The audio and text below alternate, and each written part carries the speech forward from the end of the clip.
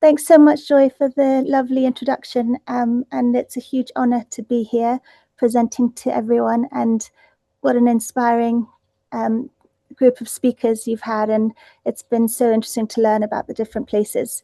I'm actually sitting here in the Mara. It's the most beautiful day. So this isn't a backdrop screensaver, it's real. So if a dog runs past barking or something, hopefully a giraffe will wander by, you'll hopefully see some of that. But I would like to share my story, and thank you for giving me the time to do so. I didn't plan to be in tourism, and I sort of ended up here by chance. My background is that my family moved to Zambia and then Kenya when I was very young. So I grew up in Africa, although I ended up going to study to be a vet in the UK, where I met my husband. And somehow we ended up moving back to Kenya, getting married, and living on this beautiful farm on the edge of the Mara. I'll just move to my presentation. Joy, can you see the presentation? Yes, Lippa. All good. Okay, perfect. So this was House in the Wild. It was a mud hut on this bean farm that my husband's family were farming. It was, sorry, let me just make sure that it's going at my speed. Sorry. It was a mud hut on a bean farm, a very humble beginning. And when we were farming, it was French beans for Tesco's. So it was quite an intensive farm that the family had been running for over 10 to 15 years on the edge of the Mara. Farming, like many industries in Africa, all over the world, the highs are high and the lows are low. And when we got married, it was a bad year for farming. So we were sitting in a situation where we just built our home, and the farm where we were living came up for sale. So it was 1,500 acres of French beans. And we were faced with a tricky decision of whether we stayed or whether we moved on. And we just started working with the community, talking about conservation. We were in an area on the edge of the Mara where the wildlife wasn't really seen as a benefit in any way. It was actually a huge pest. So if lions did come into the region, they were chased away. Elephants were often pushed out of crops. So we had the opportunity to take on this farm and turn it into something different. It sort of felt there's only one Maasai Mara in the world, and it's an incredible resource, incredible asset, incredible place in the world that should be protected. And we were kind of feeling the land use we were doing was the wrong fit. So we started working together with the community, and this is where our story starts. So this is what it looked like then, the House in the Wild, and now this is where we are today. So it's turned and evolved from a house, mud hut, to a beautiful safari lodge. It's kind of had a bit of a glow up, which has been really an incredible journey to be on, but it's only been through the protection of the land around us and working with communities that made this possible. So this was the farm from above. We were sending tons and tons of French beans every day to the UK, to Tesco's. And this was the challenge on our boundary. So we were faced with massive, fast destruction of forests for cultivation, loss of biodiversity, loss of habitats for wildlife. And we were watching this happening over, it felt that the pressure was intense. It was happening very fast. So actually this situation where we were with Mara Elephant Project in the helicopter trying to chase the elephants out of the maze, 5 elephants were speared, and this elephant this was a picture the day after when one of the elephants died from its spear wounds. So we were incredibly passionate about making this kind of, how could we help be a part of the solution? How could we bring tourism to this area, an area that didn't have tourism before? So we worked with several different tactics, and we sat with the community for a long time.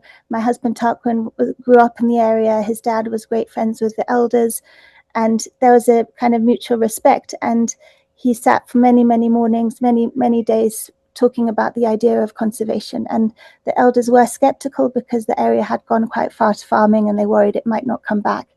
At the same time, I spent most of my days writing grant applications, mostly rejected, but finally we made some progress, and we were awarded an Africa Enterprise Challenge Fund grant that helped secure 15,000 acres of community land on our boundary, and this land was secured through land leases through the Gates Foundation. So it was an incredibly lucky start, but we could create a theory of change, and we really had to work on getting complete buy-in and making sure that the wildlife would work for the communities, because the alternative was small-scale farming or charcoal burning, things like that. So we worked with the community, and it was a big sort of drive to go from conflict to coexistence. And it's been it all kind of started with the grass. So the area around us was quite severely degraded, very much overgrazed, and the cattle were kind of not in a planned herd. They were sort of everywhere.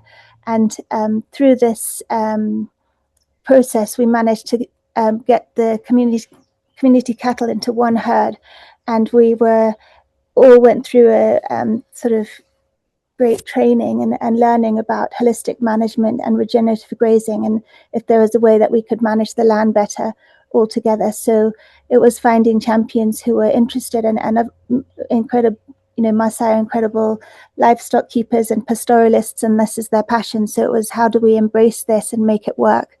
So it was kind of making sure that the cows were safe through predator-proof bomas, and moving the bomas around the land so that the grass had a chance to recover. If the cows were safe, then the lions wouldn't be killed in retaliation. So this was an important part of it. And over the years, we started collecting data and just seeing the change in ground cover and grass growth, and on the back of that, seeing better cattle in healthier condition, and working on quality of cattle rather than quantity, and the breeding and the genetics, and including all of that was an incredible journey. As we moved from maize to wild habitat, obviously the grass was what came first, and slowly a few more butterflies and birds, and then the grazers came in, and then the predators came in. So it was an incredible, we feel so privileged and lucky to have been able to be a part of this. And if we look at these photos, you can see this was the old farm. We had a fence here keeping hippos out of the farm. And there were very few hippos in the river at this stretch of river at the time, because they would be speared in the community crops on the other side of the river. And we took that out, and we've opened up tourism in the area. And this is the incredible, this is a 10-year time frame. So really just a blink how it's come back. Really amazing. So we do tourism. We in order to help fund buying the farm and the big debt that we took on, we got some investors in to do these beautiful safari homes alongside our lodge house in the wild. So these are the wild villas, and it slowly evolved. Suddenly we had more of a wildlife product, and it's been incredible to see it bounce back. This actual picture is right where the beans were. So to think we had rows of irrigation and drainage and French beans, now we have giraffe and predators coming in, which has been incredible. And on the back of the tourism, there's jobs. We've brought the incredible number of rangers who are passionate about it. It's community driven. Just seeing the wildlife be protected rather than chased away. This is, the community are so proud. Initially, when it was phone calls coming in saying we're going to, the livestock bomas have been raided, those lions, we're going to kill them. Now it's kind of community members calling us saying, the lions are here, the predators are here, please come and bring the guests. And it's an amazing thing for the guests to understand more about what goes on behind the scenes, and be inspired and meet the people and understand that this wildlife is here, but it is privately owned land, community owned land, and it's thriving, where wildlife and livestock can live alongside and do well. A big part of our project is supporting the schools in the area, because for if the community are thriving and doing well, then hopefully the business will too, and vice versa. The schools, when we started the secondary school in 2011, and there was one girl at the school, and now at the last count there was 350 girls at the school. So I know that's in just over 12 years. It's been a huge change, and the women are more driven and ambitious, and been given opportunities. So you ask the girls what they want to be in their final year, and they're sort of saying lawyers, doctors, vets, managers, pilots. So it's very exciting to see that inspiration. And we do these conservation libraries at the schools, because there's not a strong conservation curriculum in the local schools on the edge of these wild areas. And we often say that the libraries are donated by the wildlife, because it was guests who came to see the wildlife that have been involved in those building those libraries. So trying to really encourage the children to grow a passion about wildlife in the area, because the future of the wildlife here is in their hands. We partner with the Mara Elephant Project a lot, who do some incredible work in mitigating human-wildlife conflict on our boundaries. And we also partner with an incredible organization who did this film called The Elephant Queen, which brings theatre and the art of protecting elephants, bringing that to communities on big screens. The film Elephant Queen is an amazing production. So we're lucky to have great partners on that side. Women in the Wild has grown out of this, and it's kind of the ripple effects of tourism and doing tourism in a good way as a force for good. So we currently have about 50 women who work in this community-based organization, Women in the Wild. They do a lot of tree planting, so it's collecting seedlings along the river, selling them to CSR projects. All of our guests have the opportunity to plant trees. I think we plant about 30,000 trees a year in the local schools. We also work with the women on the beehives, so they sort of will collect the wax, the honey, and we do soap. So instead of sending, trying to keep the revenue in the economy, buying the soaps from the women rather than from Nairobi. So yeah, this is more of the trees. It's an incredible part of the project. The children love it. The change and the ripple effects has been amazing. Obviously, an indigenous craft that's carried on through the ages with the Maasai women is the beading.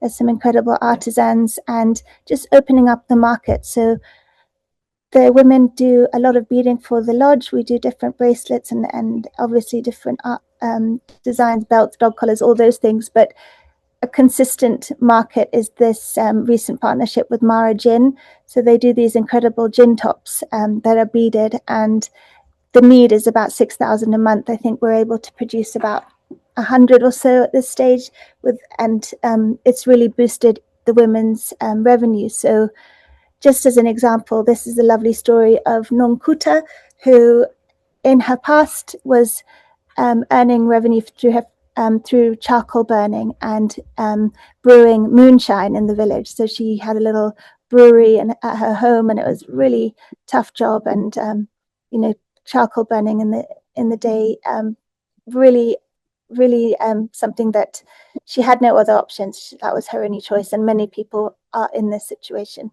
So now she earns money through the beading, the candles, and the soap making, and she's managed to put her 2 daughters through university. So she's an amazing woman who's had a great story. Jane leads our project. Jane joined us in COVID, and we didn't have any guests, but we had trees to grow and seedlings to find, and so she started the Women in the Wild project, and she's a true leader. And actually, we're so proud to say that last year, 2025, she won the Independent Kenya Women Awards as Climate Activist of the Year, and now she's working on advising policy at a government level from time to time in the area. So we're incredibly proud, and it sort of gives me goosebumps to think that this is all on the back of tourism as a force for good.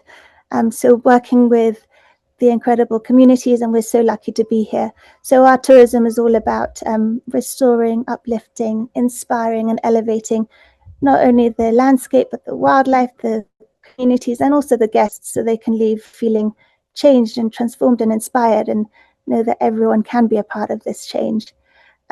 So yeah, recently we've just completed, well, 2 years now, the Wild Hill, which has been an amazing journey, amazing project, but this has helped us open up 10,000 more acres of Mbakishu, which is a new conservancy on the edge of Inongishu, where we've been taking down fences, taking out crops, and